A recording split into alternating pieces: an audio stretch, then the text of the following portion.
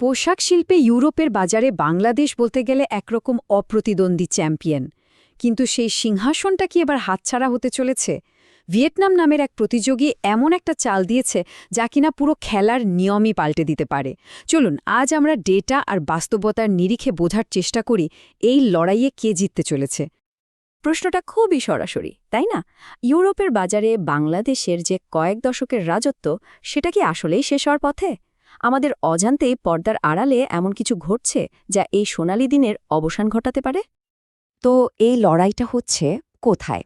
জায়গাটা একটাই, ইউরোপীয় ইউনিয়নে বিশাল বাজার, আর প্রধান চরিত্র দুটি, বিশ্বের পোশাক শিল্পের দুই হেভিওয়েট, বাংলাদেশ এবং ভিয়েতনাম।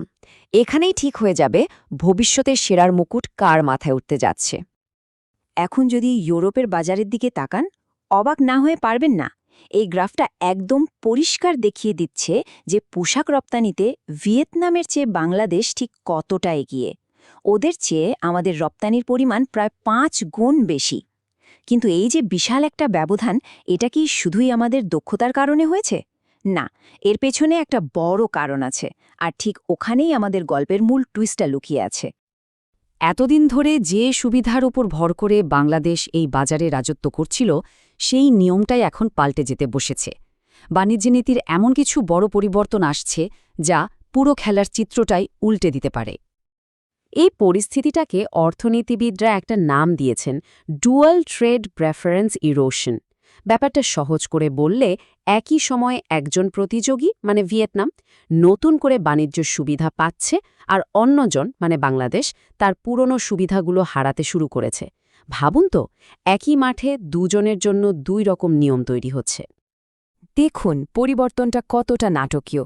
একদিকে বাংলাদেশ স্বল্পোন্নত দেশের তালিকা থেকে বেরিয়ে যাওয়ার কারণে ইউরোপের বাজারে তার শুল্কমুক্ত সুবিধা হারাতে চলেছে, আর ঠিক সেই সময়ে ভিয়েতনাম ইউরোপীয় ইউনিয়নের সাথে একটা মুক্ত বাণিজ্য চুক্তি বা ইভিএফটি এর মাধ্যমে সেই একই শুল্কমুক্ত সুবিধা পেতে শুরু করেছে। ভাগ্যটা যেন পুরোপুরি উল্টো দিকে মোড় নিচ্ছে। আচ্ছা, অনেক তো কথা হলো, চলুন এবার সরাসরি ডেটার জগতে ডুব দেই। কারণ অনুমানের চেয়ে ডেটা অনেক বেশি শক্তিশালী, আর আসল সত্যিটা তো ওখানেই লুকিয়ে আছে। এই স্লাইডের তথ্যটা কিন্তু খুব ইন্টারেস্টিং। একটা সময় ইউরোপের বাজারে চীনের শেয়ার যখন কম ছিল, সেই খালি জায়গাটা কিন্তু মূলত বাংলাদেশই পূরণ করেছে। আর এর প্রধান কারণ ছিল একটাই, আমাদের শুল্কমুক্ত সুবিধা। এই একটা সুবিধার কারণেই আমাদের মার্কেট শেয়ার তরতর করে বেড়ে প্রায় ২২% পৌঁছেছে। কিন্তু প্রশ্ন হলো, এই মূল ভিত্তিটাই যদি সরে যায় তাহলে কি হবে? একটা দারুণ প্রশ্ন মাথায় আসছে, তাই না? যদি এমন কোনো বাজার থাকে যেখানে বাংলাদেশ আর ভিয়েতনাম দুজনকেই সমান শুল্ক বা ট্যাক্স দিয়ে লড়তে হয়, তাহলে সেখানে কে এগিয়ে থাকে? চলুন উত্তরটা পরের স্লাইডেই খুঁজে বের করি। আর সেই উত্তরটা লুকিয়ে আছে আমেরিকার বাজারে। এটা এমন একটা মাঠ যেখানে বাংলাদেশ বা ভিয়েতনাম কেউই বিশেষ কোনো শুল্ক সুবিধা পায় না। এখানে লড়াইটা হয় যোগ্যতার। আর ফলাফল দেখুন, ভিয়েতনামের মার্কেট শেয়ার প্রায় 18%, আর আমাদের মাত্র 9%। মানেটা একদম পরিষ্কার, সমান সুযোগ পেলে ভিয়েতনাম আমাদের চেয়ে প্রায় দ্বিগুণ শক্তিশালী। আমাদের শক্তির জায়গাটা যেমন স্পষ্ট, আমাদের দুর্বলতাও কিন্তু এখানেই। খেয়াল করে দেখুন, আমাদের পোশাক রপ্তানির প্রায় ৭০% হল কটন বা সুতি কাপড় ভিত্তিক। সোজা কথায় আমরা মূলত এক ঘোড়ার ওপর বাজি ধরে দৌড়াচ্ছি। আমাদের পুরো শিল্পটাই এই একটা পণ্যের ওপর খুব বেশি নির্ভরশীল হয়ে পড়েছে। এবার ভিয়েতনামের দিকে তাকান, চিত্রটা কিন্তু একদম উল্টো। ওদের রপ্তানির অর্ধেকেরও বেশি হল ম্যানমেইড ফাইবার। তার মানে ওরা একটা পণ্যে আটকে না থেকে বাজারে বৈচিত্র্য এনেছে, যেটা সময়ের সাথে সাথে অনেক বেশি লাভজনক। দুজনের খেলার স্ট্র্যাটেজিটাই সম্পূর্ণ আলাদা। তো এতক্ষণ যা যা বললাম তার সব কিছু এসে মিলছে একটা জায়গায়, আর সেটাই হলো এই আলোচনার সবচেয়ে নাটকীয় অংশ। যে পরিবর্তনটা আসছে তাকে একটা ট্যারিফ বা শুল্কের মহাযুদ্ধ বললেও ভুল হবে না। এই গ্রাফটা একাই পুরো গল্পটা বলে দিচ্ছে। দেখুন, নীল রেখাটা হলো ভিয়েতনামের, ওদের গড় শুল্ক প্রায় 9% থেকে কমতে কমতে একদম শূন্যের দিকে যাচ্ছে।